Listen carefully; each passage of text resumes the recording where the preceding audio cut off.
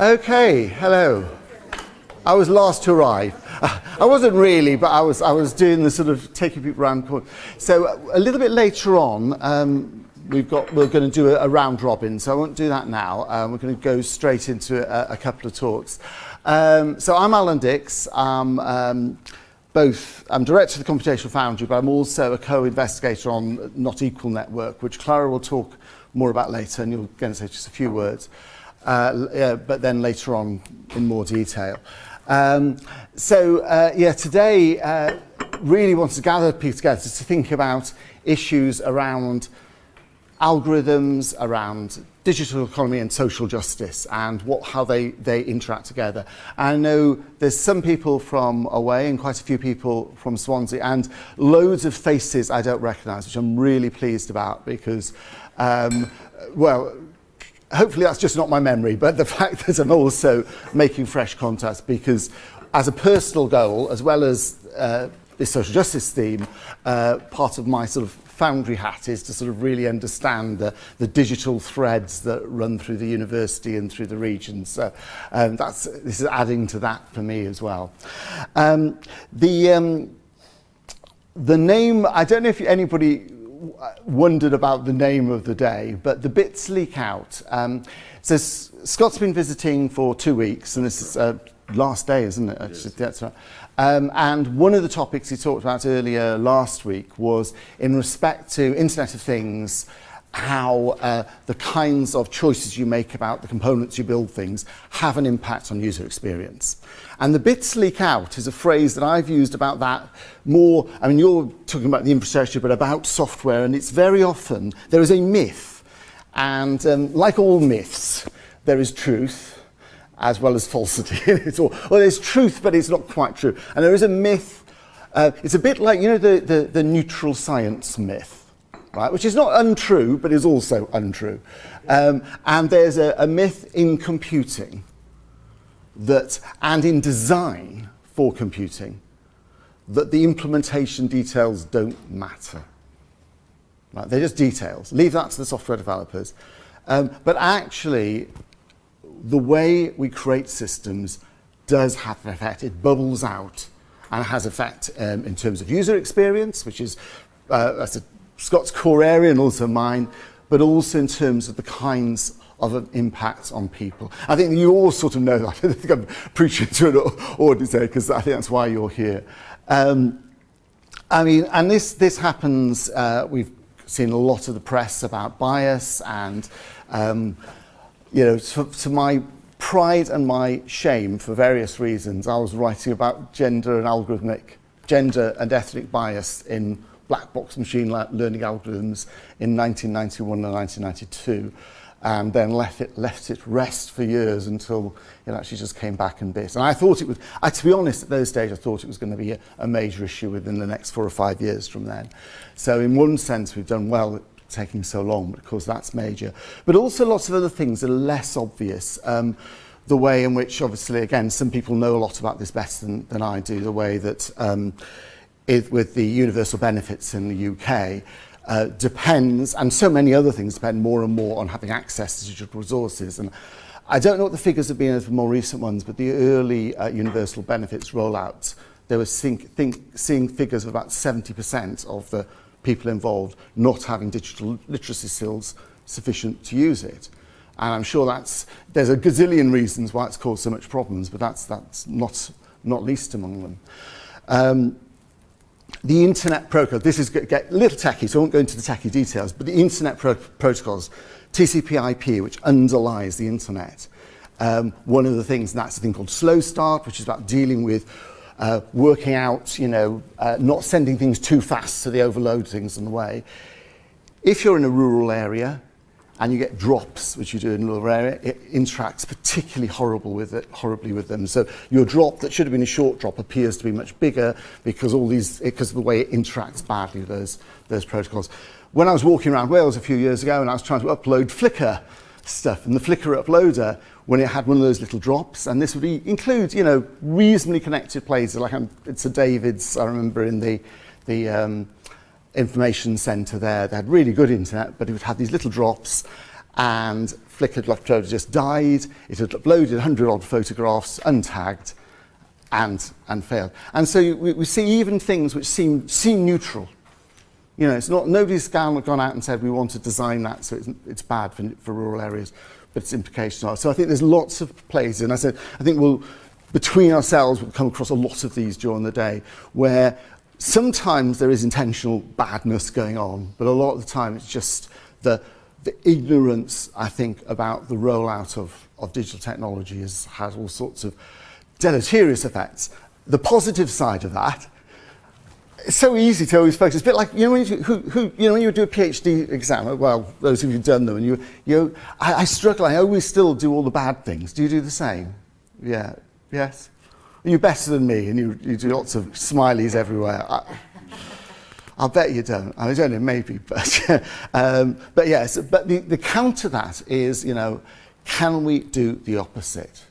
You know, so one is, can we help people have the intellectual tools, the guidance, the policy drives that prevent some of these problems? And then the other side is, can we do the opposite as well? Can we actually be drivers of the creation of technology which has positive social impact? And sadly, you know, there are good examples of that. Sadly, there's more of the negative ones than the positive ones at present. But part of the drives, one is to try and prevent or ameliorate the negative things, and the other, I think the more positive thing, is to say, what can we do to make it be the opposite, to make digital technology actually not something that deepens the social divide, but actually brings people together. And you know, that would be, I think, the grand challenge. The first is important, the second is the thing that could actually make digital technology of power for good in society. Anyway, I'll leave it at that and I'll pass on to you, because you're going to do the day plan. Yeah, I was just going to introduce the day. Good morning, everyone, and thank you for coming. I'm Clara, and from Open Lab, and we were going to do a very brief introduction about Not Equal this morning, but we'll do that later on this morning. So we have Scott talking next, introducing and provoking us with some of his ideas around these issues. And Raymond Bond as well, who I haven't managed to meet yet. Hi. Thank you for coming. So he'll also provoke us to some good thinking before our sort of working day, working in a really positive and productive way. Will start. The idea is that from 11 o'clock it'll be more about us and the kind of issues that we see when thinking about algorithmic social justice, whatever that might mean to you.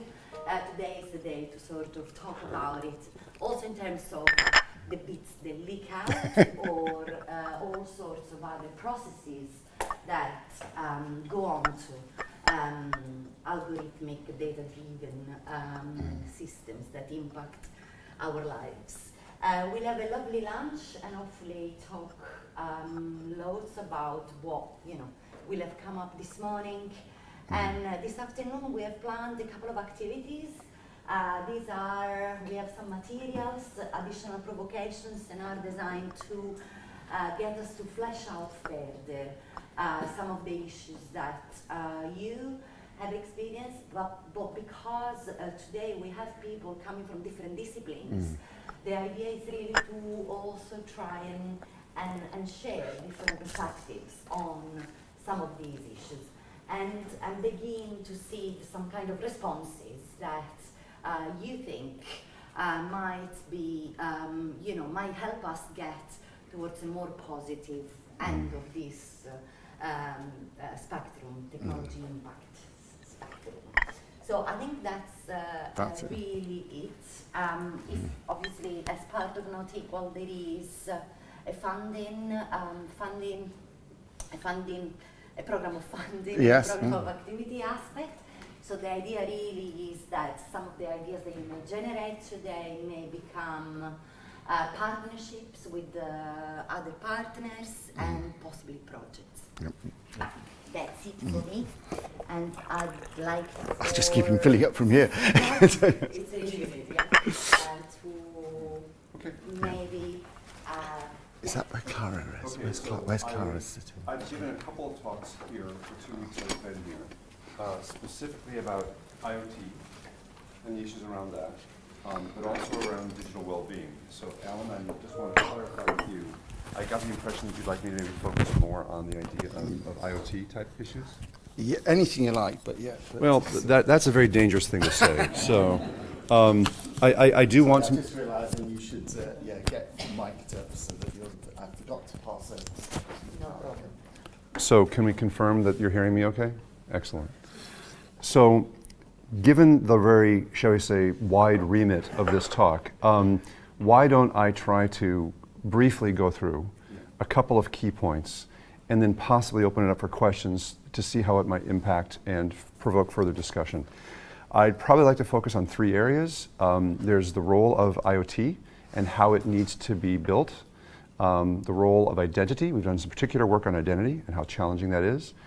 And I could also then talk a little bit about what Google is thinking about in terms of machine learning and explainability. So we'll start with those 3 things. The core part of the talk I gave last week was about that very point that the IoT is built upon networking protocols that are built around the ability to not blow up. They barely work, right? It's just core Wi-Fi, core Bluetooth. They're trying to be very robust, but quite a bit of the configurations, the protocols, the error handling is all done kind of in a very kind of open format. The running joke is that the car dashboard for a Linux user is a single red light, and when it goes on, the operator will know what to do. And that's exactly how a lot of networking protocols are done. They fall over, and as a UI designer, my only job is to kind of go, there's no Wi-Fi. Okay, and that's just completely not acceptable to us.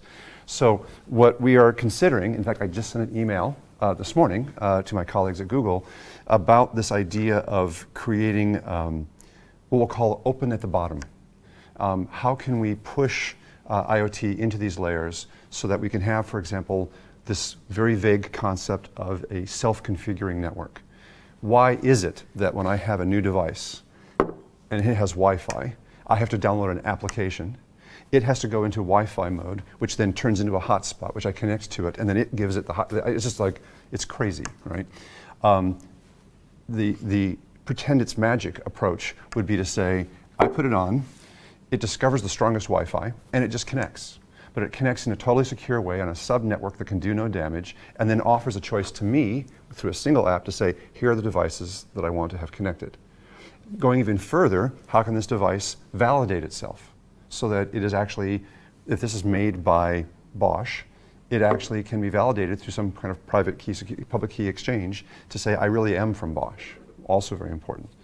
And then being able to then announce what it is. I'm a smart coffee cup, I can give you temperature and that kind of stuff. So not only do we want to have self-describing, do we want to have auto-configuration networks, but we want to be able to have self-describing devices, which requires a schema that needs to be open. And there are schemas out there like schema.org, SOSA, there's a couple of other ones. So there are attempts right now to create these self-describing devices. We just need to pick one, right, and get around to that. The other thing I would throw out is something that is considered to be somewhat odd when I bring it up, but is frankly a semantic map. If we were to have an open standard around the map that just is built into your house or built into your building, you combine that with the coming standards of location. So for example, right now, there's a standard within the Wi-Fi spec called RTT, round trip time. And if you have a mesh network, so you have 3 different mesh Wi-Fi hotspots, you can calculate your locations within a meter. And this is a shipping protocol today, but it's just coming out. When Wi-Fi moves from 5 gigahertz to 50 gigahertz, it will actually decrease that down to only a centimeter, right? So, we won't even talk about what's happening with Bluetooth because there's even more things going on. So the point is that once you have these self-describing devices, then you have effectively a semantic map. Then you can then key into these location services. We are now having what we'll call a much more humane set of networking protocols, which means that a device can automatically get on the network, be in the living room, announce that it's a light switch or a light, and actually have the chance of actually working completely out of the box with very little user interaction. So these are the types of things that I feel are deeply geeky, very hard to talk about because they are so at the networking level, but by doing them right, they completely unlock entirely new and vastly simpler user experiences. So that's kind of my IoT point. Moving on then to identity, almost everything about identity today is based on the 1960s Unix model. You log into a user, and we talk about the fact that it's kind of all or nothing. Like today, so by the way, I'm on the research group at Google.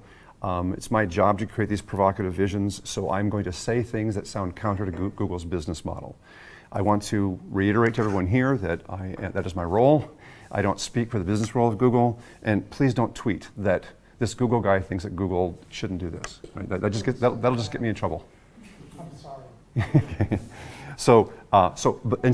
And just to be clear, I am saying these things within Google, and Google knows that I'm saying these things, type of thing. Okay, so the idea with identity is that I have to log into this phone, and this phone has and so it's all or nothing. So lending this phone to someone else is completely a violation of my space and my privacy.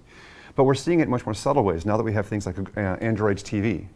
So I have to log into Android TV with my identity, but I put this in the children's bedroom, right? And so the system then wants to kind of learn from my behavior. So my kids watch Dora the Explorer for months and months and months, and then I go onto my TV and goes, hey, here's a Dora Explorer for you. You know, it's like this idea of identity completely breaks down. So we're trying to explore this idea of kind of what we'll call situational identity, home identity. So the idea that you can actually have this identity that is not specifically tied to you, but tied to the device. It's a classic information leakage problem, back to your bits leaking out, where if someone rents my house from Airbnb, which by the way, while I'm here, my house is on Airbnb, and they watch my Android TV, I can see everything that they've watched. Complete violation of privacy. Even more scary, if they use my Google Home, I can see everything. I have a recording of every single thing that they said. Again, completely unacceptable. The question would be is how do we have this idea of, having, shall we say, a visitor user by default? And only once you've been identified do you get kind of these privacies and the expectations. So this idea of how identity needs to be significantly more fungible, significantly softer, more situationally aware, based on guest access by default, things like this is especially true when we're making smart buildings and so forth. So I would argue that identity is a deep topic for us to talk about and to kind of break out of this Unix model of all or nothing. Right? The last point then I would make is about machine learning.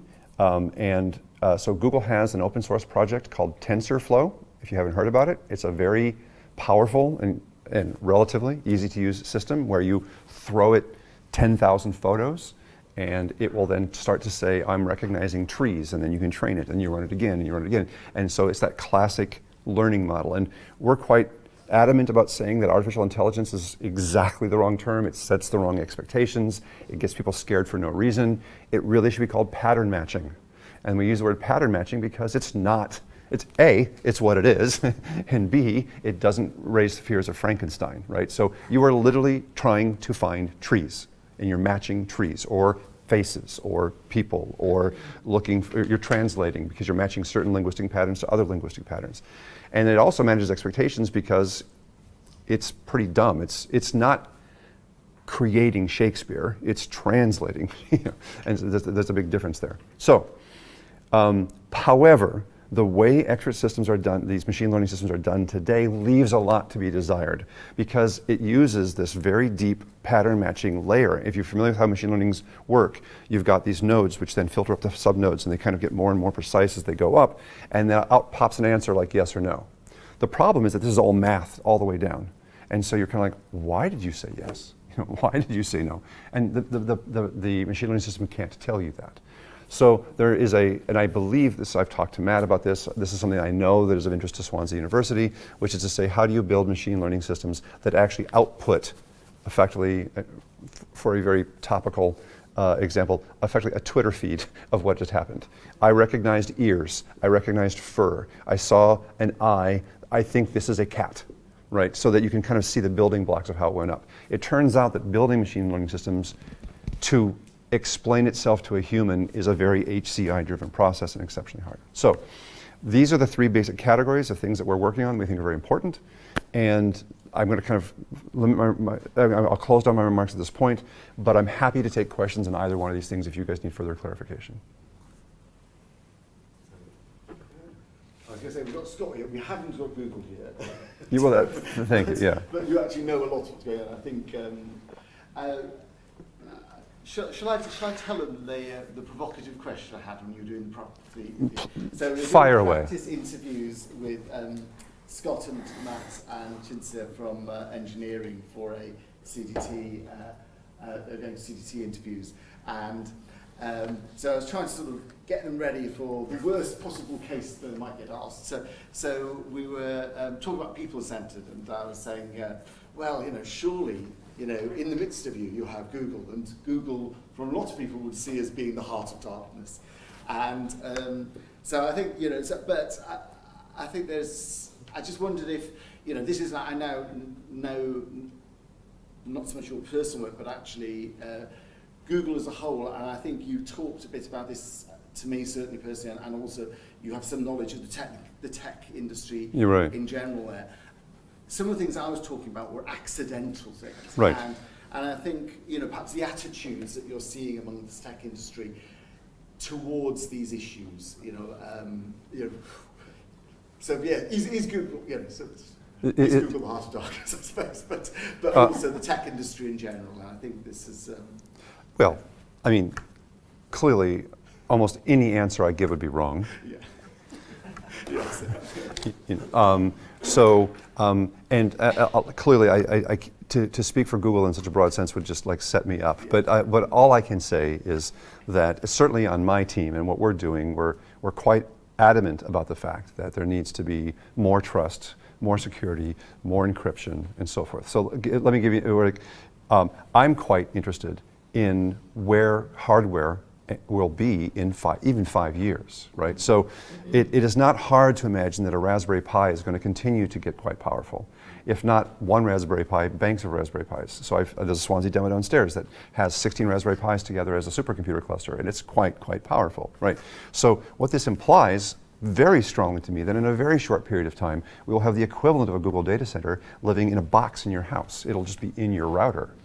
What are the implications of that? Well, I think it's a profoundly powerful impact for personal privacy, because it implies that we can all have our own personal data server. And as a tiny example of that, and kind of showing Google's commitment to this, there is a Google product that was announced last year called Clips, which I'm sure many of you have never heard of before. It's a small circular camera that you clip on, and it's intended to be a camera that parents wear only when they're playing with their children. As one use case. Because when you're playing with your kids, you're busy, you're having fun, you're engaging with them, but you never kind of capture those lovely moments. And what it has is artificial intelligence to recognize faces, particularly over time it'll recognize your kids' faces versus other faces, and then it'll try to take really great pictures, right? Now, they really knew that taking pictures of your children is about the most challenging thing that you can do from an AI point of view. So they made a very strategic decision to have all of the processing take place on the device itself. It literally could not communicate to the outside world. It did not have Wi-Fi, didn't have TCP/IP. The only way to talk to it was through the app, which then did a Bluetooth connection and downloaded them off. The point was to basically create this wall around it, so the only way to get the photos off was for you to get them out, and then you could then do whatever you wanted to with them.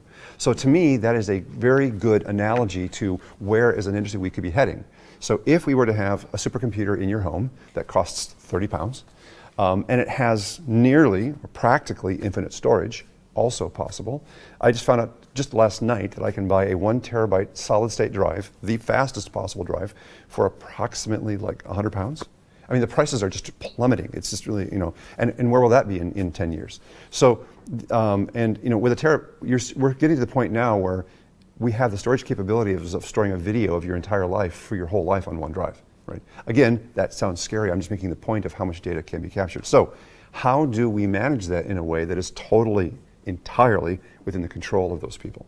And that's a very important point. So I would argue that another thing to consider would be, what does it mean for you to have your Google, your Yahoo, your Bing, that's your device that you are in control of, storing all of your stuff, and yet allowing access, allowing backups, allowing so forth in a way that you're entirely in control of.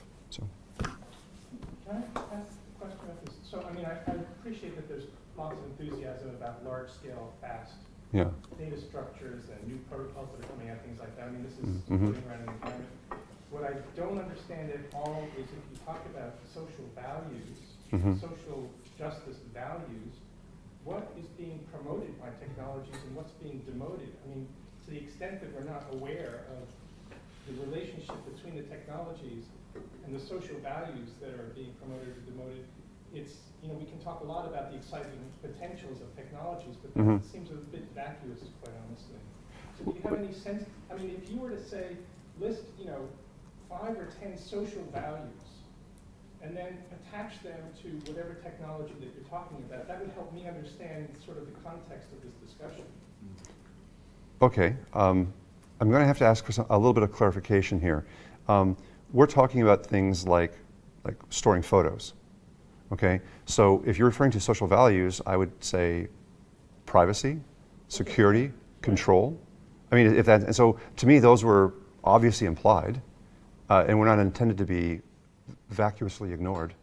So help me understand how I can better answer your question. So that's what I think is not entirely clear. I mean, to say that they're presumed, right? Mm-hmm. So I think that we have to have that very specific conversation about, you know, make that list of what the social values are, Mm-hmm. right, in some detail. I'm sure other people here have lots of ideas about social values. I know that my colleagues in the law school, they talk about social justice, social Right. values, and they have a very articulated point of view about these kinds of things. So then it's a matter also, you know, not just saying freedom or privacy, these kinds of things, Right. but really to dig down into the relationship between the technologies and the social values as, for instance, people who really engage with this, you know, do. So that's, I think, you know, taking things as a presumption, Mm-hmm. as an agenda, I think that's actually the thing that needs to be opened up and really discussed in some great detail. I completely agree with that, and I can't disagree with anything that you just said here. My role here was to provide a little bit of context, a little bit of direction where technology is headed, some ideas of where we're going, and I would think that would hopefully just be fodder for this group to have that conversation. Exactly. I mean, I'm encouraging that, right? Because you said here's some various technologies, so Yeah. and you said it's a provocation, so it is. Mhm. So then the counter to that is, you know, what's the next step in terms of, you know, taking that discussion forward? I think it would be unwise for me to try to answer that right now. I think that's what this group is to do. Okay, great. How's our time going? Sorry? How's our time going? We are doing good, actually. I was just thinking, because I was going to give a prompt which might also help, because... Oh, I'm sorry. Big smartphone style. About big tobacco's new marketing push? Neural network on a Oh. £100 Intel neural network. Yeah, that's It's just what you say. exactly Well, coming. you He can have just had a very, very small chip that does everything on a cheap USB stick. Yeah. because I'm losing my days now, Tuesday. So Scott's talked about quite a few different things while he's been here, but when you mentioned the little camera, Mhm. I think of values, and one of the values you might think about is being present as opposed to making a recording for others, things like that. You know, and actually, there's JOMO, is I've got the right name? Right. That was our digital well-being effort. Joy of missing out. Yeah. And actually that was one of the issues that came up with that, wasn't it? The people saying they're ending up taking photographs of things rather than experiencing. So there's I don't know how, this is not, some of it, I don't know which bits, some bits actually are in product, aren't they? But there's been some drive to create technologies. Well, actually, a term I used a few years ago for this was designing for solitude. Things Right. that help people switch off, isn't it? Right, but I only am nervous about going in that direction because then we're talking about technological addiction and that kind of stuff, which is a very different topic. I think the issue, my understanding here was that we wanted to say, you know, what's coming, what are the obvious issues that people are concerned about, and then how do we articulate and then address those issues? Yeah. I mean, No, I think, well, I have certainly a couple of questions because I think the benefit of just this exchange is that clearly there are different ideas of what social justice should look like or what does it represent for some, and that might be not the same for all. But the interesting thing is that I think technology has not just your company, or broadly speaking, the industry is driven and seems to drive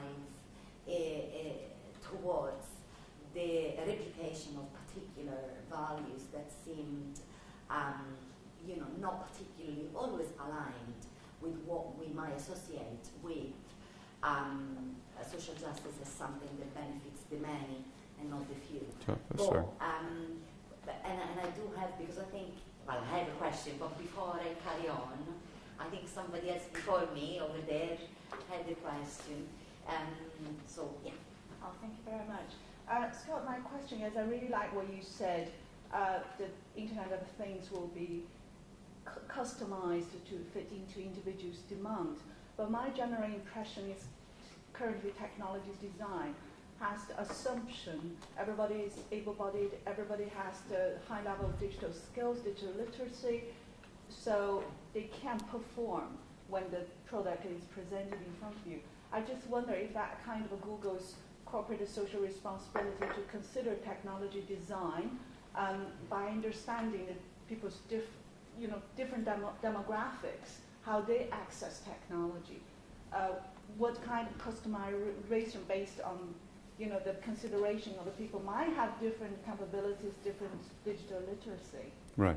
No, I mean, that is absolutely part of it. I mean, the reason I give my talk is called Building Better Legos, because right now the building blocks that we have are so bad that you can't even build anything that is at all reasonable.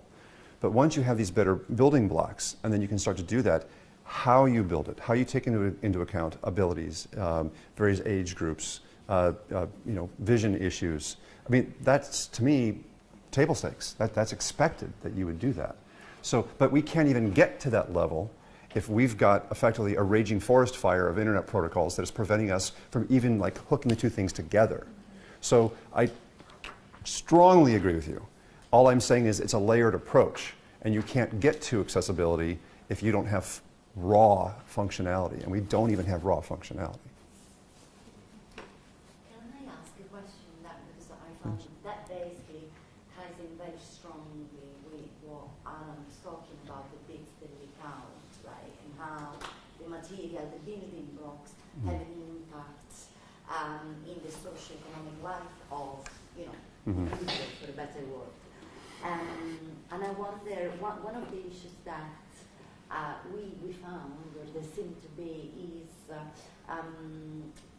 the lack, for a better word, of mechanisms by which not just the technology designer, but the developers, the people who chooses the materials and the building blocks, if you like, do not have opportunities to think through the consequences of that one choice. Because, if you like, it's given for granted, but also we are not trained necessarily as computer scientists to think through the impact of those choices at that point of technology making. And I wonder where you, either personally or from your working life, are at with that. I think there's two examples of that. I mean, I think I would argue that the cookie law that you have with web all throughout Europe is an extremely well-intentioned disaster, right? I don't fault it for what it's trying to do, but all it creates is web pages that you have to click through. And even in my 2 weeks here, I've probably hit that button 300 times. And any UX designer will tell you, when you do something 300 times, it becomes invisible. So it completely becomes meaningless at this point. So again, I don't want to say we shouldn't do that, don't misconstrue me, but it's about this idea of how does the user understand. So a previous project I worked on was, in the United States we have very strict health laws called HIPAA. And I had to do the HIPAA compliant landing page for users of a new digital service. And HIPAA is quite strict as to how you lay things out, and you have to tell the user what is happening, right? Everybody was in agreement. Everybody wanted to be compliant with HIPAA. We put it up, and we found there were 3 types of users. There was a user that kind of went, yep, yep, yep, yep, yep, yes. And no matter what we did, we could not get them to read it, right? Then there was the person that was kind of like, oh my God, and they're reading everything, and then no matter what you did to explain things to them and to show what you've done, they just assumed the absolute worst. It's just like, oh, you're just going to just sell my data, right? Classic line, right? And so they weren't listening either because we were answering their questions. We were telling them what was going to go on. They also didn't read it. There was actually, and so we would argue there's like 20%, 40% at the bottom that didn't care, 20% of the time that cared so much that they couldn't read what you were doing. But the 20% in the middle were the ones that actually worked. And they're like, oh, right, cool. Okay, I'm a little worried about this one, so I'm going to turn this feature off, right? So from a UX point of view, I think probably the biggest challenge is to explain incredibly complicated data privacy and security rules. To your point about being inclusive, how can we be inclusive if we're creating an 18-point checklist that requires effectively data science to appreciate what you're agreeing to? So I have no answer for this, other than the sense that we have a good example of how it shouldn't work with the cookie law. Because and this is how great intentions can be usurped by very simplistic user experience pitfalls. So again, please don't misunderstand me. I want this to happen. I want to be supportive of your point, but we can't take the user experience lightly. Does that make sense?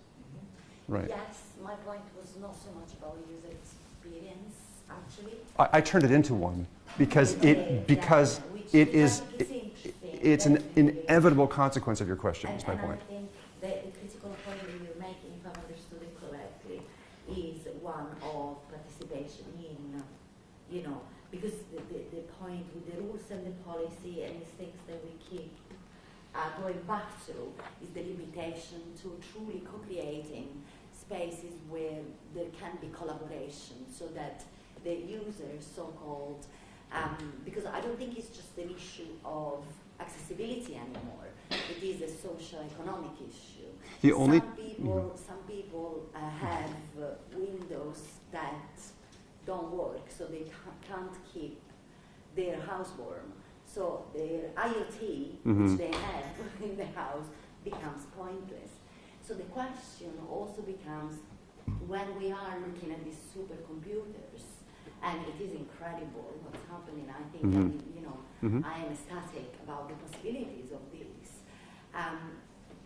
The question also becomes, where are we pouring our intellect and brain and supercomputers towards, and for whom? Right. So it becomes a question of for whom and how, of course. And again, I don't want to disagree, but all I'm saying is I think it's a layered question.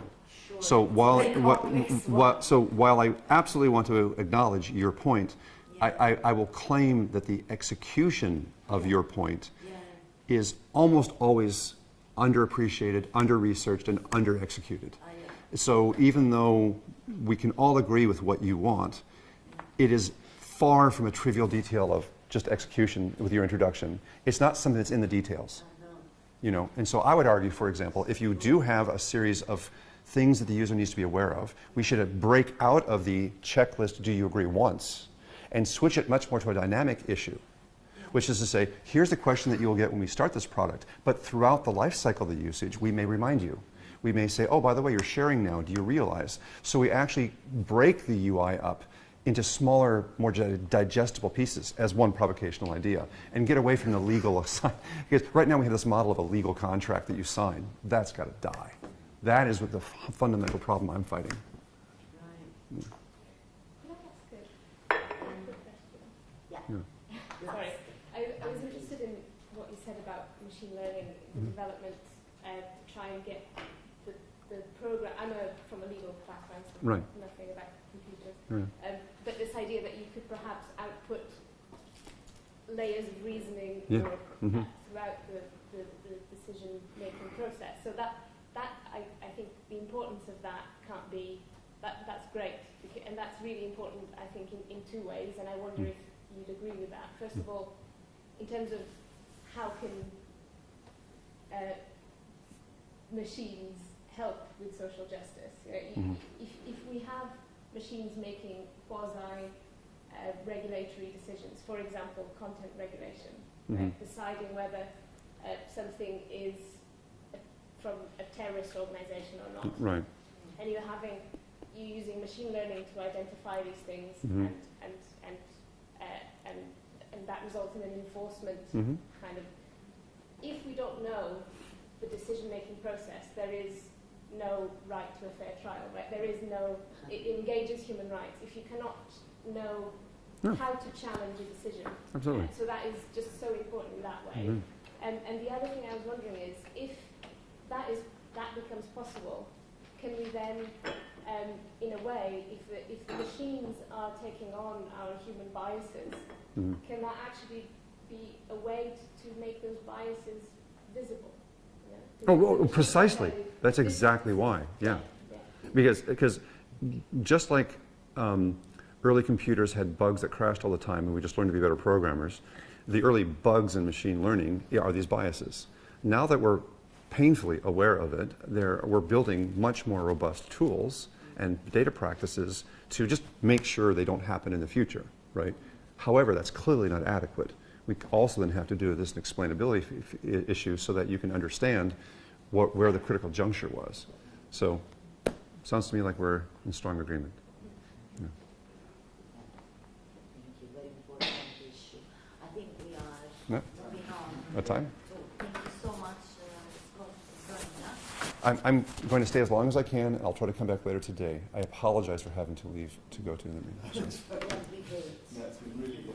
So I'm going to pass on to Raymond now, who will actually pick up exactly, I think, on some of the issues of the machine learning stuff, but also can you tell them a little bit about the IEEE ethics stuff as well. You know, Yes, I'm slated to say that you would, but Yeah, I will. I'll pass you over.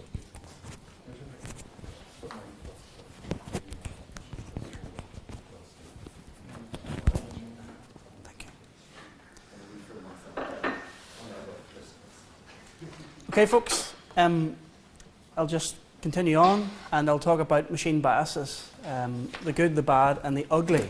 Now, I've just broke something already. Now, I kind of want to hint on that there is a spectrum of bad biases and ugly biases.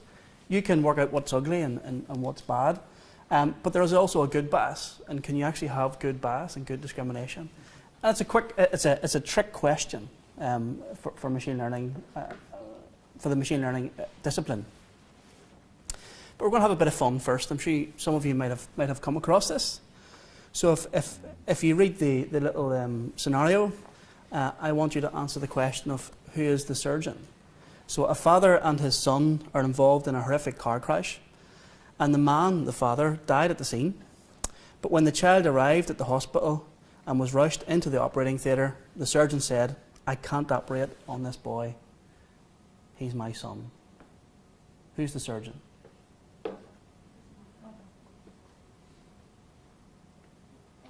Any other question? Any other answers? She said already mother. Oh, sorry, mother. Okay. Put your hand up if you knew that was the answer. Okay, so there's a few people in the room that didn't. Can I give an alternative answer as well, which will expose, which I didn't think, but only thinking to be perverse. Go for it. But of course, it could be the legally married male partner. Absolutely. And Well, you're going to bring that one up, sorry. a typical answer is the other gay parent. Sorry. It's a typical. But actually, this has been used in some experiments, and it is limited because there is linguistic priming in the little scenario. But they've used this in studies, and 14% of people say mum. Like most people are very confused by it. They say the other father. There's two fathers, and they say lots of things. And people use this study to show that we have unconscious bias, because when we think of the role of a surgeon, we think of males. People have changed the scenario different ways, where there's a mother and a daughter, and they've done that, and more people identify the surgeon as the father, and so on. So some more fun on human biases, because I see human bias and machine bias as the same problem, which I'll get to. A bit like the Twitter feed example. Trying to get a machine to explain itself, it's actually quite difficult to get a human to explain their decision, because we have something called tacit knowledge. Trying to get a surgeon to explain the procedure, he'll explain steps, but there's subtle things that he does that he's not even aware of anymore. It's kind of like asking a golfer to explain their swing, or a tennis player to explain their backhand. Some more fun. Now I want you to, some would have seen this before. I want you to answer this question based on your automatic mind, your automatic reaction. So the scenario goes like this. A bat and a ball costs £1 10p. The bat costs £1 more than the ball. How much does the ball cost? Automatic. 10p, right, you're all wrong. So people, Daniel Kahneman and many other psychologists have used this in experiments, and most people say 10p. Because that's what your automatic bias, your automatic mind, your system 1 mind is telling you. But the answer is, of course, 5p. Because the bat is £1 more than the ball. So it must be 1.5p for the bat and 5p for the ball. So we know our mind is biased. Human minds are biased. And in Gestalt psychology, our mind deceives us every day. So this is an upside down photograph, but there's something wrong with the photograph, but you don't quite detect it because it's upside down. Your mind is deceiving you. It's already interpolating and filling in the gaps. But when you turn it the right way up, there's something terribly wrong with the photograph. All right? So a lot of these biases are explained by Daniel Kahneman in his dual process theory of cognition. And a lot of our human biases are in our system 1 thinking. Your system 1 thinking is how you judge my behaviour, you judge other people's behaviours. It's how you classify objects in the room. You don't have to think very hard. It's based on pattern recognition. Whereas system 2 thinking is our arithmetic. It's if I asked you to do a calculation, you have to think very hard. Now, the most amazing thing here is that humans are really good at system 1 thinking, classifying objects, really bad at arithmetic. As you know, we can only hold about 7 items in our mind. It's probably less, but that was old research by Miller. But computers are the complete opposite to humans. Computers are really good at system 2 thinking. Computers are really good at arithmetic, really good at large calculations, doing it very fast, but not so good at system 1 thinking, which is classifying objects and photographs and computer vision, although it's getting much better. So computers and humans are they do complement each other. So human biases are based around the area of cognitive bias, and Wikipedia has over 175 cognitive biases that it describes from different research studies. And you would have known some of them. In fact, I think every human should be trained in cognitive psychology to a degree of understanding their own cognitive biases. Confirmation bias is one that we probably all know. It's where we only read things that agree with our political view. And yeah, we only ever agree with people who agree with us. And we ignore everybody else who has something good to say, but they're maybe not in our agreement. So, but people have started to use cognitive biases, human biases, to their advantage. In UX design, for example, if you go to book a hotel, Booking.com will use things like loss aversion and the scarcity effect, which are cognitive biases.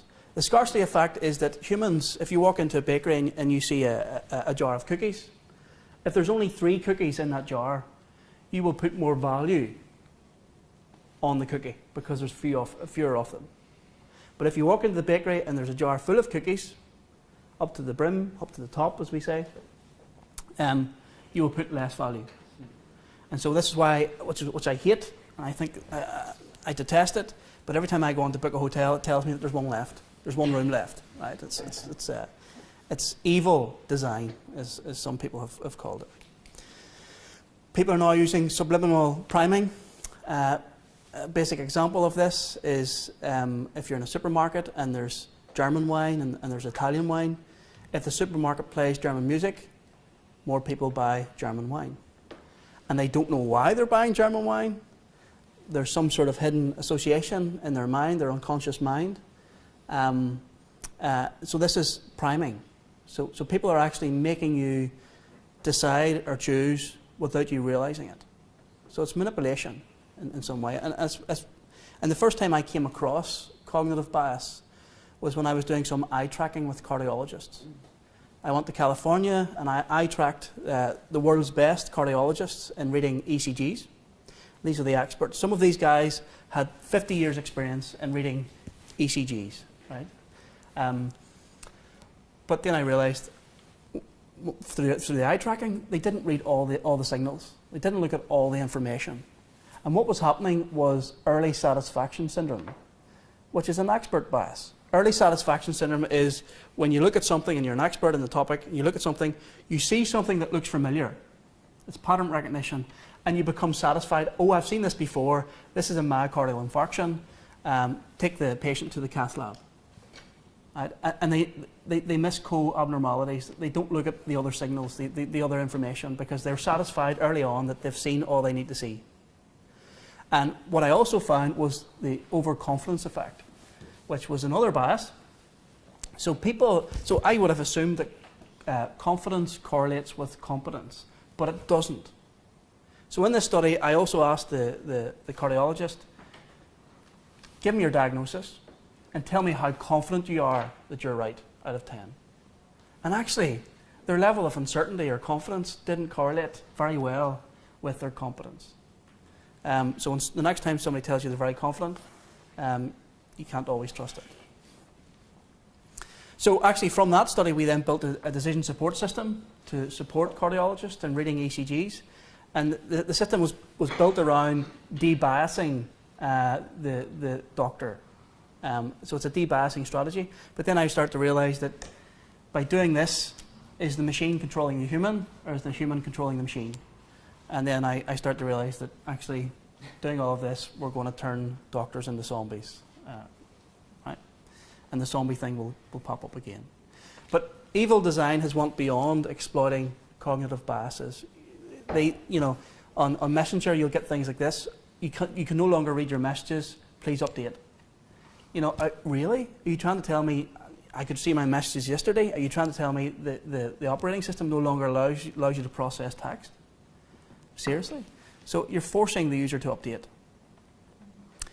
Things like this as well, where the kind of decline button is hidden, but the kind of yes, try prime is kind of emphasized.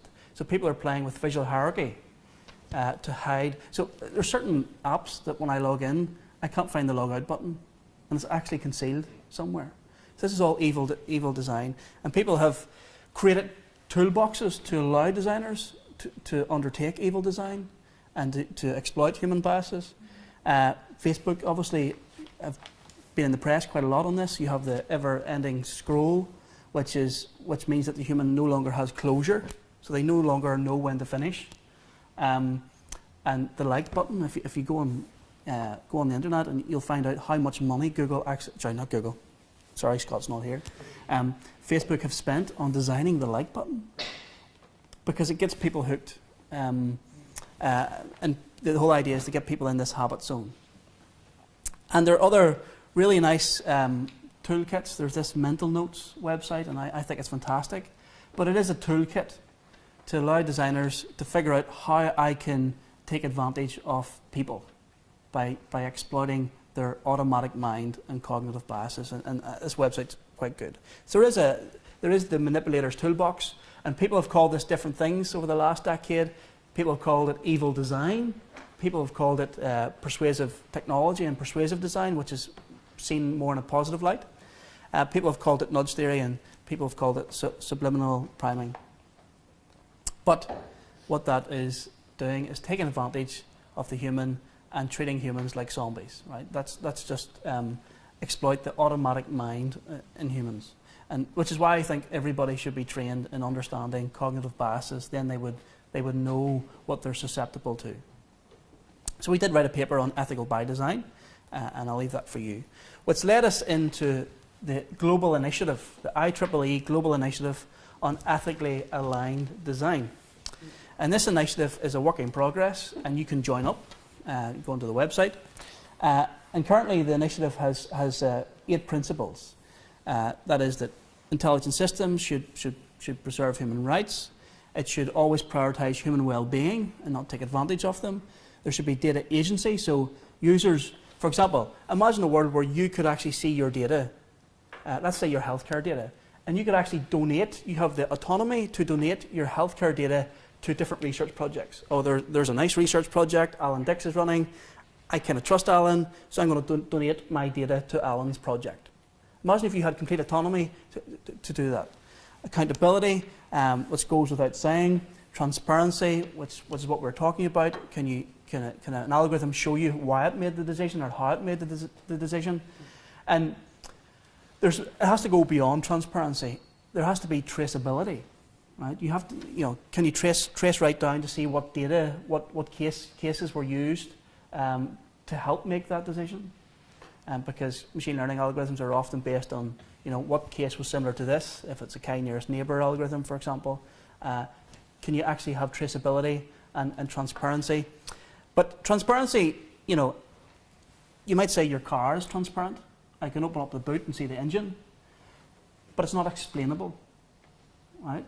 So transparency has to go beyond itself. It has to talk about explainability and traceability. Then there has to be measurability, which is something I think is so obvious, but people haven't done it. So if an algorithm is telling you its prediction, it should tell you how often it's accurate in this class. So it should show you the class accuracy.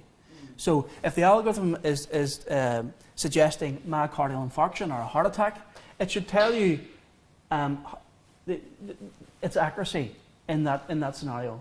So I'm typically accurate 33% of the time when predicting heart attacks in similar contexts. But it doesn't do that. Competence, people need trained in ethics. Data scientists need to understand ethics more, and we'll come back to that later on. Then the last principle is about we need to document misuse. We need to document how our algorithm could be misused, right? So if you train an algorithm to detect heart attacks in I don't know, let's say Japan, it may not work so well in a different context. Okay, the dads are different, symptoms are different, average BMIs and so on. Atherosclerosis is different in different ethnic groups. So you need to consider those things. So from those principles, there's been a series of standards that the IEEE are working on. I'm involved in the algorithmic bias standard, and so that's what I'll talk about. Now, sorry, I'll go back. You take a photo. I can do this later, not a problem. So the algorithmic bias standard, which is P7003. Again, it's a work in progress. Very little has been done so far. We do have some drafts. The standard looks to provide guidelines to help data scientists prospectively in designing algorithms. Also to provide guidelines and methodologies to allow data scientists to retrospectively evaluate their algorithms. So there's prospective guidelines and there's retrospective tools. Also, ways to benchmark and to validate data sets, because every machine learning algorithm is only as good as the data it's given, right? But so first of all, you have to validate the data set. Then you also have to manage the user expectations. That is, how much trust should the user invest in the machine learning algorithm? Some algorithms are really, really accurate, so you can trust them to a high degree, but other algorithms are not so good, but they're still helpful. They're an adjunct. So for example, in cardiology, the algorithm used to automatically read ECGs is pretty poor, but it's been shown that it still helps, right? It still helps the doctor. So the good in bias. Well, up until recently, discrimination was a good word in machine learning. It wasn't a bad word. The whole point of a machine learning algorithm is to discriminate. Let's say if you want to classify cancer, benign or whatever, you want to discriminate between those groups, right? You want to discriminate between those who have cancer and those who don't. So if you read a lot of the machine learning books and so on, you'll come across discrimination as a good word, right? And just putting that out there. But of course, discrimination now is a bad word. Bias, machine bias, and actually this existed for a long time. So for those who live in the UK, males always paid more car insurance premiums They always paid, you know, I remember paying £2,000 and, you know, my girlfriend at the time, my wife, was, you know, £600. It was gender bias. And it was based on an algorithm because they were considering gender in the algorithm. And yes, men may be more aggressive and they do crash more cars, but that's not the point. It's now become a protected, gender has become a protected variable. That means, yes, for now, today, right now, there's more male CEOs, but should that mean that you use gender to predict how good a CEO the candidate is likely to be? No, because we want to change that. We want to avoid sustaining or perpetuating bias. So it's a protected variable. The bad speaks for itself. You've seen all of this. There's facial recognition software that only works with certain groups. So for example, a particular algorithm, and somebody had reviewed IBM, Microsoft, and so on, their algorithms, which works 99% of the time for white men, but it is only 35% accurate for other groups, for black females. And you've seen this. I'm glad Scott has left the room, but this has become one of the more famous ones of the last year, where Google's algorithm mistagged 2 black people as gorillas, which is obviously terrible. And this is coming from Google. And you can read about this, you can track this. Google have obviously apologized and so on. You've seen news articles about sensors that are biased. They only work with certain skin colors. I believe this is somebody from Stanford actually developed a gaydar algorithm. Right? They believe they could predict if you're gay or not based on your facial features. More recently, Amazon had a biased recruitment algorithm. Now I have to be careful which of these are fake news, but I've checked this one. So they've scrapped it. It was biased towards males, and even inadvertently, things like if you have an Amazon Alexa, obviously if you're building Amazon Alexa in Stanford, in Silicon Valley, you kind of start training it with people in the room, with your colleagues. And if all of your colleagues are male, young males, American males, then the algorithm is going to work for that cohort, right? And as we speak today, obviously Amazon Alexa does not support all languages. And if you want a good laugh, and I wanted to show it, but I didn't find the video for now. If you want a good laugh, there's really good Scottish videos on YouTube. There's one where 2 Scottish men are in a lift, but the lift is a voice-activated lift, right?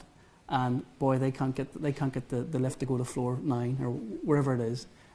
So it's a good example, though, of bias in building machines. Now, the most predominant example of bias is, of course, judicial bias. And there was an algorithm called Compass, developed in the States, to assist judges in deciding what parole time somebody should get and so on. And what the algorithm did, it was predict how likely a person was to reoffend, right? But when they evaluated the algorithm, it was completely biased. So what the algorithm does, it gives you a risk score, but it was considering race and gender and so on. And when you look at the risk scores it gives out for white defendants, much lower risk. But when you look at the risk score for black defendants, it's more uniform. There's more risk scores in the 8, 9, and 10 categories. And when you actually look at the discrete examples, it becomes really, really, really poor, right? Completely transparently poor. So here's an example here where you have similar candidates. One is a white male, one's a black male. They've both been caught for drug possession, and the algorithm judges the white male as a low risk and the black male as a high risk. And when you actually follow up and find out who reoffends, one reoffends 3 times, but yet they were classified as low risk, and the other doesn't reoffend at all. So they had to scrap the algorithm. But that's probably the most published machine bias case on the internet today. But because a lot of my work was in cardiology, the first algorithm developed in medicine was to automatically interpret ECGs, right? The ECG is the most widely used diagnostic tool in medicine. And the algorithm was developed in the 1960s, but it was completely biased in some way. And people didn't really talk about it. Now, how was it biased? Well, the researcher worked in a veterans hospital. So all his patients were males. And so he collected all the ECGs from these males, some of which were having heart attacks and so on, some of which were healthy, and he developed his algorithm based on that. So the algorithm probably was very good at detecting heart attacks in males, but perhaps wasn't so good in females. And obviously we have different anatomies. So the thresholds, the criteria, the knowledge, engineering is slightly different. So there is a case that sometimes we need to recognize the differences, not ignore them. Right? If you develop an algorithm based on a male data set to detect heart attacks, it might not work so well for females, and vice versa. Anyway, I'm coming to the end of all these examples, but there was an algorithm that was used in a beauty contest. 6,000 people submitted photographs from over 100 different countries, and the algorithm judged, give out the prizes basically, and there were 44 winners who were all white.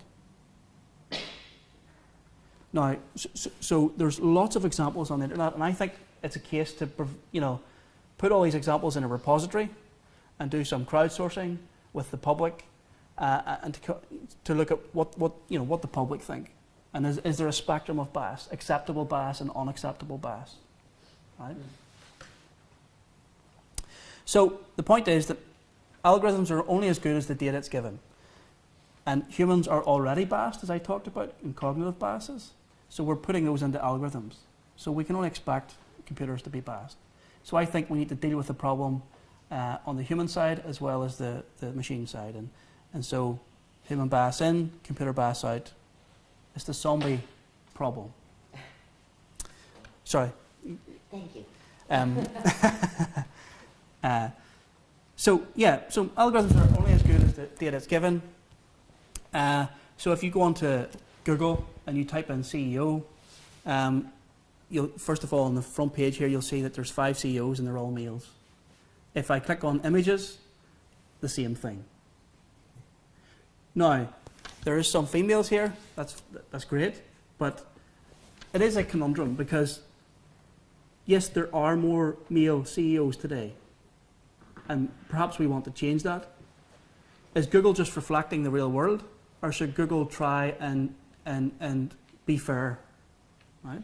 So it is a conundrum for Google, because should they just reflect the real world, or should they try and be fair and change the world and help force good in the world? Now, whilst few females pop up here, there actually are more female CEOs than Google Images is pretending, as you can see in the text here. In the US, 27% of CEOs are female, but yet 27% of their search results here are not female. So people have recognized that we need to build tools to audit bias in algorithms, and so there's a race to the market here. So Aquidas has developed a bias and fairness toolkit. IBM have developed a really nice 360 fairness toolkit.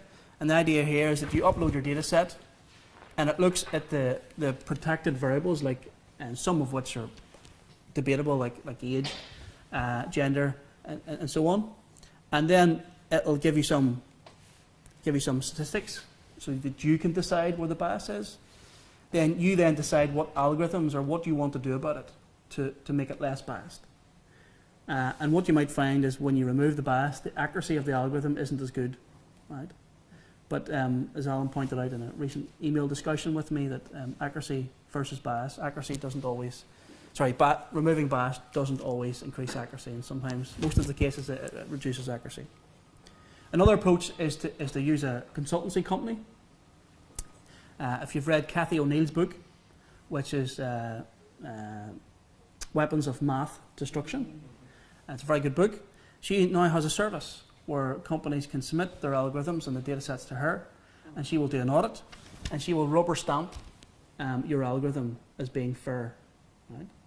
So you can use your own toolkit from IBM if you want, or you can use a service like Orca, which is run by Cathy O'Neill. So bias exists, and actually it might be compounded by the fact that anybody can do machine learning today, almost. And, you know, so for example, there are now web tools where you can upload a data set, and you can select what you want to predict, what feature you want to predict. So basically you upload a spreadsheet, select what column you want to predict. Let's say it's house prices. Select the columns you want to use to make that prediction, like number of bedrooms, number of bathrooms, and so on. And it will give you back an algorithm. And you can deploy that. You can deploy that to whoever you like. But because you're not trained in you know, auditing for bias and so on, we could then just democratize zombie algorithms. So again, it's the zombie apocalypse. So in a paper that we haven't published just yet, we're trying to work through a series of machine learning literacy concepts. Because a plane can be made easy to fly, does that mean everybody should fly a plane? No. Actually, I mean, if you speak to a cardiologist, they'll tell you that I feel like a glorified plumber. Does that mean plumbers should now do procedures, surgical procedures? No, because they're trained in what to do next, the ethics, the consequences, the ramifications of the surgery. So because something is easy to do, that doesn't mean that everybody should do it. Anyhow, if machine learning becomes democratized and everybody can do it, perhaps we need some sort of benchmarking, like a license, just the way you have a license to drive a car. So driving a car is easy, but actually when you learn how to drive a car, you have to do something called hazard perception. You have to understand the hazards and risks of driving. So people, the general public, the lay users of machine learning should have the same kind of idea for people who want to do machine learning in the cloud. Now, people have been working on code of ethics. IEEE, I mentioned them, but actually, interestingly, a recent study had shown that just giving somebody a code of ethics and getting them to read it does not always change their practice. So this is a really nice study where there was two groups. One group were given the ACM code of ethics, another group were given nothing, and both groups were assessed. They were assessed by giving them scenarios of unethical technology, and they were asked to point out where the unethical bits were, and they were asked to point out what decisions they would make to be an ethical practitioner. And actually both groups did the same. So perhaps training data scientists and software engineers on ethics, we need to move away from having a list of guidelines. But like contracts on Google and Facebook, we don't read them. And actually they should be living, they should remind you of them as you go through the interface. So perhaps we need to use case studies. Like the case studies I mentioned, people are more likely to remember stories than they are to remember guidelines. Can anybody remember the 8 guidelines that I mentioned? No, but you're likely to remember the 8 stories that I mentioned. So we need to teach people based on guidelines and not, teach people based on stories and not guidelines. And what's made me think of the whole driving test industry. Today, the older people in the room would not have done this, but today you have to do a hazard perception test. Perhaps we need to have some sort of hazard perception test for data scientists. Using the real world case studies that we mentioned, and they have to point out where the unethical and biases are, the unethical actions and biases are in the scenarios. So I haven't thought about that for too long. It was kind of like a dream last night, and I made a slide. So, but people have thought about other solutions. So the analogy is that if you go for a mortgage, put your hand up if you've seen this before. So if you go for a mortgage, you're given something called key facts. And this sheet, this form, basically details the key facts about this mortgage. And it is a standard template used by all banks, by all mortgage lenders across the UK. Because it makes it really simple to understand what your APR is and how much you're going to pay over the next 30 years, right? Which breaks your heart every time. But it's a really nice way to make it transparent, to make the mortgage transparent to the customer. So people have thought about fact sheets for AI services. I think this is really important. So if you're using an algorithm, you should have a fact sheet. You should be able to look up and see how accurate it is for certain scenarios. Overall accuracy is not terribly useful, because if you have an algorithm that classifies food in images, it might be really good at classifying bananas, but not so good at classifying rice. It's really important to know that. Right? So you should have a fact sheet that tells you all of those details. And so IBM, this is an idea from IBM, and you can go and read about it. Now, does anybody know who this is? Sorry? No. Hippocrates. So, now it's for a different field, but a recent publication, it's not fully published yet, was a Hippocratic oath for medical device engineers. Because when people develop medical devices, they don't often consider themselves as impacting the patient, right? And so they're not always accountable or responsible, but if they have a Hippocratic oath, and the idea here is that there's a website and they can go on and subscribe to the principles and add their name to the database. Perhaps there should be one for machine learning engineers and data scientists. But to finish up, I want to talk about automation bias. So we talked about algorithmic bias. Automation bias is different, right? Automation bias is simply over-trusting whatever a machine says. The computer says no, right? You don't ever overread or double check or ask for a second opinion. You just, it's a computer, it must be right. Obviously, when you use a calculator, you do assume that it can do arithmetic better than you, and you do trust it. But for other scenarios, it's not a good thing to trust a computer. So automation bias is the tendency to over-rely on automation. It's also been called automation-induced complacency. I tend to call it AI spoon-feeding. Right? Again, it's the zombie apocalypse. Automation bias kind of came to the media quite recently with the Tesla car. People who, you're given an autopilot feature in the Tesla car. You're told that you're still responsible, you're still the driver, but here's a feature that lets the car drive itself. You're kind of like, that's kind of a conundrum. You're telling me that I'm responsible, but you're giving me a feature that can drive the car itself. So some people, and so I've heard in the press, some people have actually got into the passenger seat and watched the DVD. It's not very responsible as a driver. So there's some sort of paradox there where you're saying to the driver, you're responsible, but if you press this button, the car will drive itself. And there has been instances where, like the one shown here, the car has crashed because it's misclassified an item. Well, there's been a complete white lorry and it's thought it was a road sign, and it's, the Tesla car has drove into the lorry. So you shouldn't overtrust the Tesla car just yet. Of course, there is media that tells us that the self-driving car will reduce the number of car crashes per year, right? And that could be the case in the future, but for now, don't trust the Tesla car. In a more simpler scenario, I think I have done this a lot because my spatial intelligence isn't great. There has been people known to trust the sat-nav so much that they drove off the edge of a cliff, right, and crashed their car. Again, this is automation bias. So the interesting thing about the automation bias is that it can lead to the automation paradox. What is the automation paradox? It's when you assist somebody with automation, you're making them dependent and you're actually de-skilling them. So if a surgeon is given a robotic arm or some robotics to do the surgery, they will actually de-skill over time.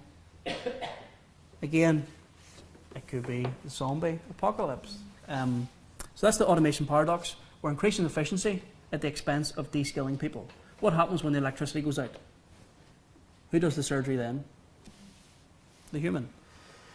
So I studied this in cardiology, where I studied the effect of an inaccurate or incorrect automated diagnosis on the doctor's decision.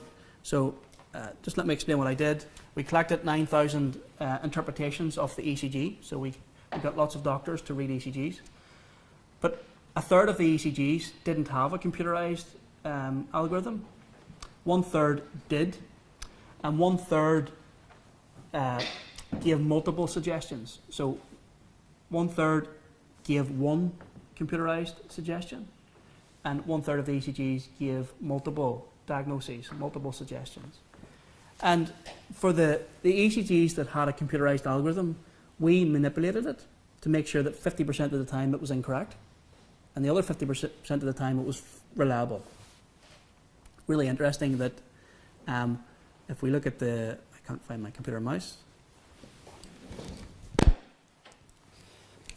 but if you look at these box plots, this is the diagnostic accuracies when the computerized algorithm is reliable.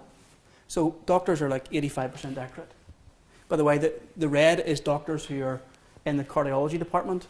The blue is doctors outside of that department. So they're about the same. But when the algorithm is unreliable and misleading, the diagnostic accuracy of the human or the doctor can go as low as 45%. For doctors in the cardiology department. For doctors outside of the cardiology department, it can be as low as 25%. So there is an automation bias. People do overtrust algorithms. And this is just not the same thing, but it's the agreement rates. So how often do people agree with the algorithm? And obviously when the algorithm is correct, they have a high agreement rate, but when it's incorrect, they have a low agreement rate, which is good. But still, some doctors will agree with an incorrect algorithm 40% of the time. So if you get 100 misleading computerized suggestions, you're going to agree 40% of the time. And some people have done research to show how people actually change their opinion. So a doctor might actually have a correct diagnosis, but once the machine gives a contrasting diagnosis, as a small percentage, like 10% of the time, the doctor will change their decision. So computers do influence us. But the interesting thing in the experiment was that we found that the algorithm that gave multiple suggestions, so it might say, could be a heart attack, but it could also be something else, left bundle branch block, right? Or it could be something else. I think there was up to 4 suggestions. When the algorithm gave multiple suggestions, the doctor had a higher diagnostic accuracy. Were they weighted? What? Were they weighted? Were they? Weighted. No, they weren't. So For this, they had equal weighting. It's a good point. And yeah, I can come back to that if you want to discuss that. But yeah, they had equal weighting, but it was simply because it removed confirmation bias. You had to do a differential diagnosis, which is mean that you have to compare and contrast the different suggestions. So perhaps machine learning models should provide other likely classifications or other predictions or other confounders if it's when it's presenting its suggestion. It should present other confounders or other likely suggestions.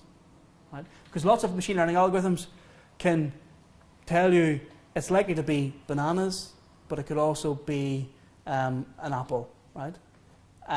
By making multiple suggestions or other confounders, you're really encouraging a differential decision-making process. So we need to think about how we mitigate automation bias.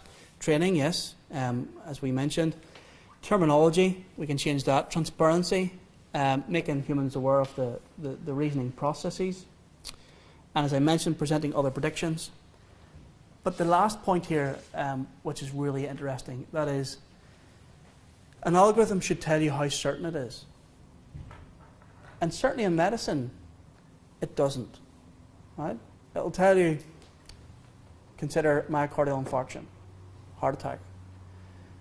But behind the scenes, it actually knows the probability that it will likely be that. It knows how accurate it is in classifying myocardial infarction. Why doesn't it just give you a confidence index? This is how confident I am. I think that will control for trust. Right? So when you go into a doctor, a GP, and the doctor says, I think you have type 2 diabetes, your response is normally, well, how certain are you? What tests have you done? Algorithms need to have the same scrutiny. They need to tell you how certain they are, how confident they are. And so, certainly in medicine, I've thought about how we could have an algorithmic confidence score. And I think this is imperative. I think this is essential for all algorithms. If the data is noisy, if the case that you're giving it to classify is noisy, that can be a feature used in calculating the confidence. If what's the accuracy of classifying that disease? So I know in the ECG world, the computer is really good at classifying, let's say, heart attacks, but it's not so good at classifying AF, known as atrial fibrillation. So it should be able to tell you that, and I think it should be upfront. Every time an algorithm tells you something, it should tell you how accurate it normally is in these scenarios. So this is my last slide. So going forward, I think we need to study human cognitive biases alongside machine biases because it's a similar problem. Kind of a convoluted sentence here, but I'm interested, and I don't know why I'm interested, but I'm interested in looking at the biases of judging how biased a machine learning algorithm is. And I know that sounds weird. Again, it must have been a dream, right? It must have been some sort of dream. I want to consider a hazard perception test for data scientists to make sure that they understand how to detect bias and different things. Teach ethics in machine learning using digital storytelling. Again, giving somebody principles is not enough, but if you give them a digital story using multimedia and so on, they will remember the principles without knowing the words. Right? You can remember the principles without knowing the words. And this goes back to the philosophy of ethics. So normally we're taking a top-down approach where we're saying, here's all the principles, here's the rules. But a bottom-up approach is how we raise our children. It's what we do with our children. We teach our children to be polite. We don't give them the Human Rights Act. We start off by teaching them. Every time they do something wrong, we do reinforcement learning. We tell them that that's wrong. So we teach our children through scenarios. So perhaps we need to think more about that. And then related, but not entirely related, I'm also interested in chatbots, AI chatbots. Chatbots have been predicted to be the next browser, the next interface, because they're user-friendly and they're natural. It's a natural conversation. But based on a conversation that I had an Irish HCI conference recently, it got me thinking, is it okay for a computer to act like a human? So and these are just backup slides that so we might get user feedback like this from Firefox. Well, it's embarrassing that this, I crashed. This is how you get your data back. Whereas in Windows 95, it was like this. You've done an illegal operation. You've carried out an illegal operation. Here's the debug error code. That's maybe fine for a computer to say sorry, even though it's not really sorry, because social scientists tell us that that's how humans behave. So if your colleague has a really bad day, and you don't know it, when you ask them, well, how are you? They will say, I'm fine, because they're telling lies, but it's the polite thing to do. Politeness sometimes trumps telling the truth. And that's, if you're interested in ethics, that's called the virtue theory. What would a virtuous person do? They're not always extremely truthful. So if a terrorist comes to your house looking for a man in your kitchen and they're an innocent person, are you going to tell them that they're in the kitchen? Some ethicists will tell you, Immanuel Kant will tell you yes. Others will say no, and that's the virtue theory. So I'm going off on one, but I think it's interesting. It's maybe okay for chatbots to be polite, but it's maybe not okay for them to tell you that they care about you, right? Because they don't have a conscience. So that's that's the end of my talk, and I didn't manage my time at all, so I do apologise. Thanks.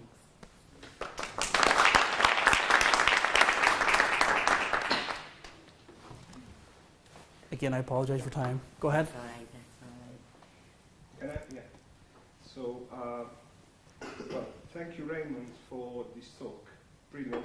It sparked lots of thoughts, so perhaps I'll talk to you offline. But there are a couple of thoughts that I think might be worth sharing.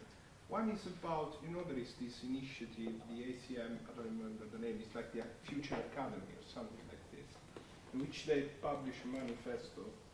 This relates to the research community, in which they're saying, well, there's a discussion, perhaps we could include, in the peer review process, a discussion about the negative implications. So we're constantly running experiments with our algorithms and systems, and we tend to look, precision, accuracy, and the sort of positive aspects. But we're never really looking sort of deeply into what might be, the negative aspects.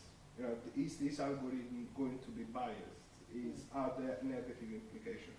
So I was wondering if we can think of, you were talking about these hazard perception tests, if those things can be discussed really at a higher level and think about whether even the peer review process can be slightly modified to at least the research community to reflect on those implications. I think this might be worth a discussion. I see you are involved in the IEEE committee, I'm slightly more involved in ACM, but I think those things are emerging finally. Yeah. So just a thought, but maybe since it could be nice to have a discussion around this.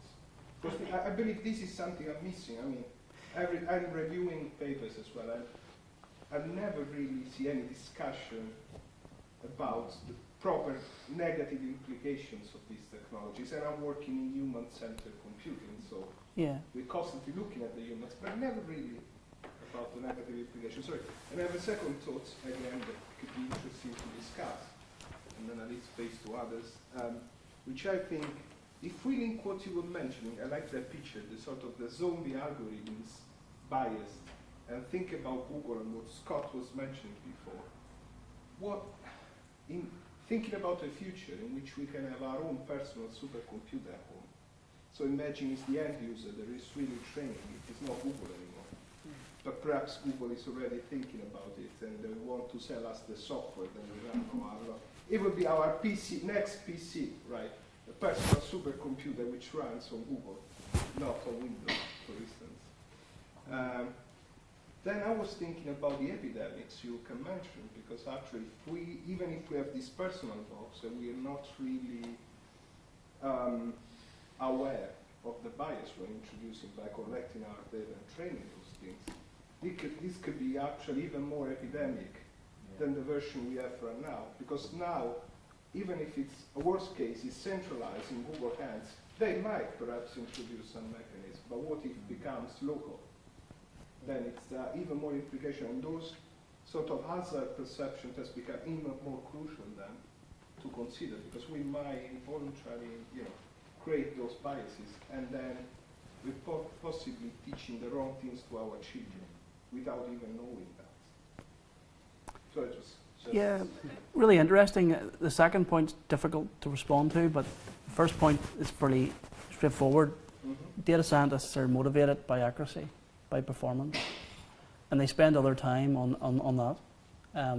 There's very little time ever spent on, well, how can this algorithm be misused? Is it biased? Are there protective features that I need to consider?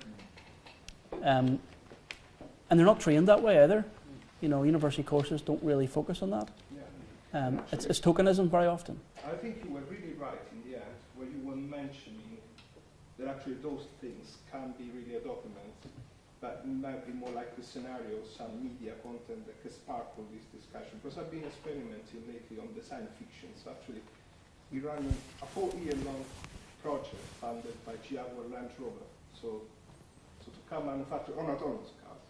And one of the things that really worked well was the science fictions, because actually if you involve a group of people then you can sparkle some interesting discussions, and then you can end up with a storyboard or a video that can elicit that material. So the media even is very interesting, because I don't think that a document is already a good step forward, but you touch this point as well, which is very interesting. You've been reflecting, I can see, for a long time on many of those things. I think those are the products that could go with our submissions as Yep. well. I really like that idea of mixing design fiction with that. I guess a very simple point is that in usability testing, and I know you're an expert in this area, for many years the people have been doing discount usability engineering, which is heuristic evaluations, which is where a designer will look at Jacob Nielsen's 10 heuristics, and they will see how an interface adheres to each heuristic, and basically doing an audit. But we don't have that for algorithms. We don't do that. Go, Bethany. I'm coming from a social sciences perspective, and I was really glad to see the hazard perception test kind of being applied more widely when you raised that, because I kind of scribbled that down. Should engineers have to do this too, not just the public? But I kept thinking all the time kind of two main things. The first thing is the absence of systems and institutions and structures in this discussion, because so much of bias, there's a lot of individual kind of personal biases that we're talking about, but we're also, this is all happening within an institutional and systemic context, and I'm thinking particularly of applying it in public sector institutions. And just going back to your example of the cardiologist, you're considering all of the kind of early satisfaction bias and all the individual cognitive biases, but I was thinking about how much time does that surgeon actually have? What number of patients do they have? What's the demographic of their patients? What's the level of resource that's going into that system at that point in time? And all of those things will have a huge impact on their reliance on that, which I suppose then leads to a call of, which maybe is just me trying not to get myself put out of a job, but of doing exactly what I suppose we're here to do today, and kind of try and call to work together a bit more on this, because if I am working in a homeless hostel and I think there's a technological solution for one of the problems I have with vetting people coming through the door for alcohol use, I don't teach myself machine learning, or I don't teach myself how to build an app or build an engineer a device that's going to help me. I call an engineer. And I suppose I would just make a call out to kind of, don't try to make yourselves all experts overnight on kind of social and institutional problems and psychological biases, because I think it will lead to exactly what you're talking about tokenism and cherry-picking theories that are kind of more publicly available. And so just to, the creation of space like this to have these discussions, to make sure that all the right experts are in the room is really important. Yeah, it is an interdisciplinary problem, that's for sure. Yeah, go for it. I think we are don't worry. It's 11:45. I think we're going to take a couple of more, perhaps, and then we're going to wrap up for lunch in such ways that we'll keep you here all afternoon, I'm sure. It would be good to do the quick whip round before we go for lunch, just because it Yeah. might be easier to... Exactly. My question is kind of very similar to yours, about this discussion of what's good and what's bad, and like you were saying before, kind of your question to Scott was, who's it for, but then also who gets to decide who it's for and what it is and what is good.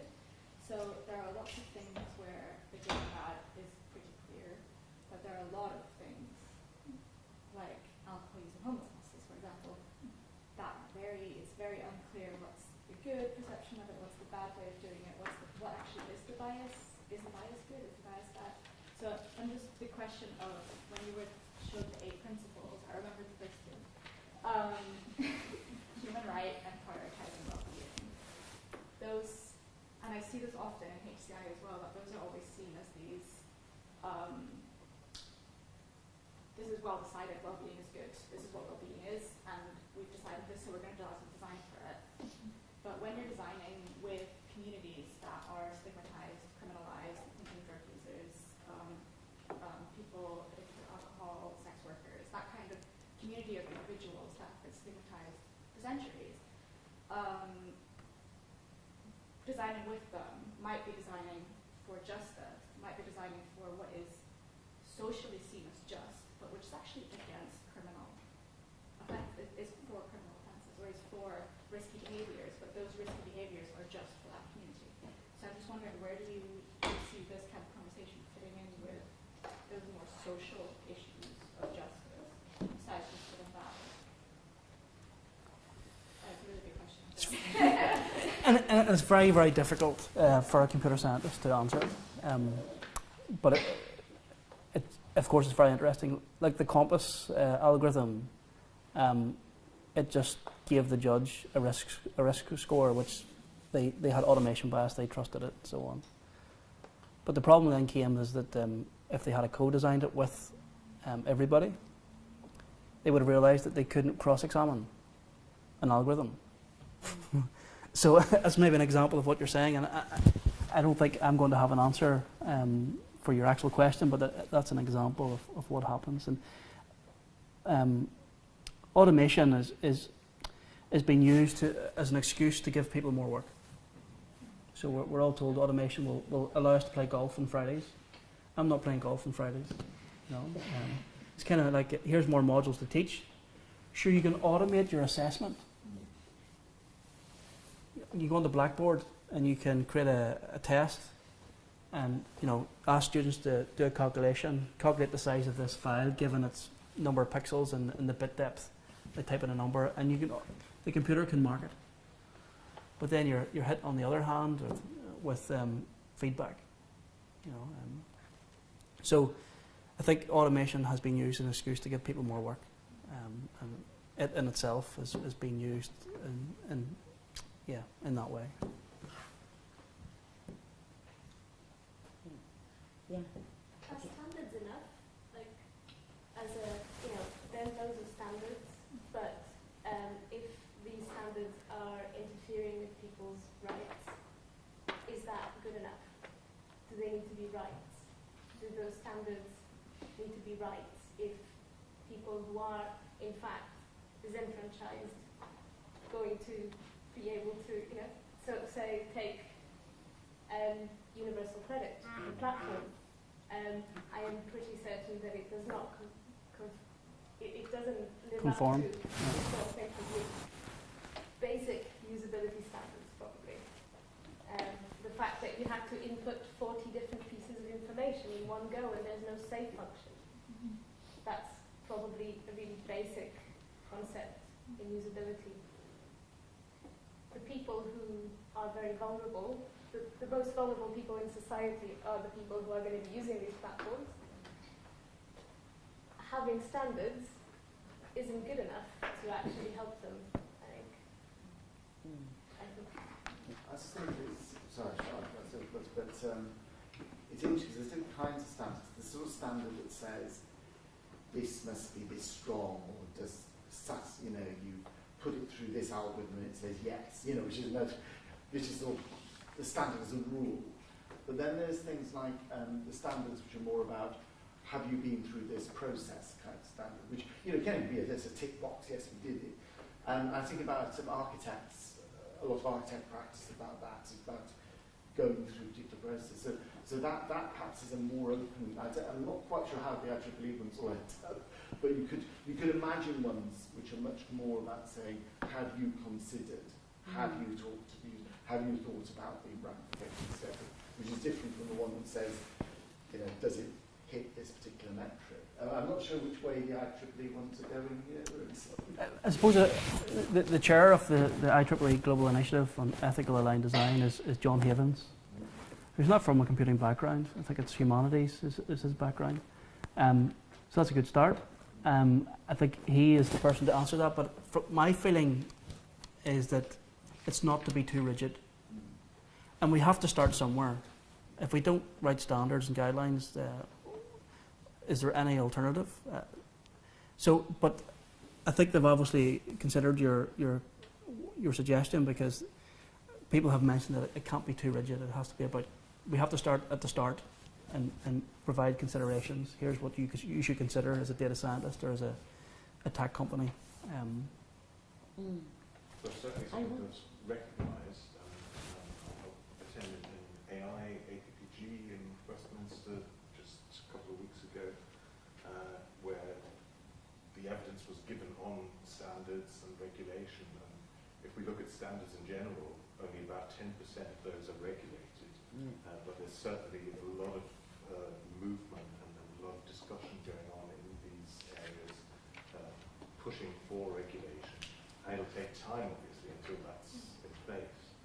I think it's also the appreciation that this is not something that we can just do in the UK. It's something that needs to be done globally and needs to be accepted at a much and I could be wrong here, but I think there's been a lack of UX in HCI in making standards accessible. You know, people are given long PDF documents, ISO documents, and for example, a group in Northern Ireland developed dementia guidelines, but they were like 60 pages, and they're really good content, but practicing nurses and consultants are not going to remember those or read it.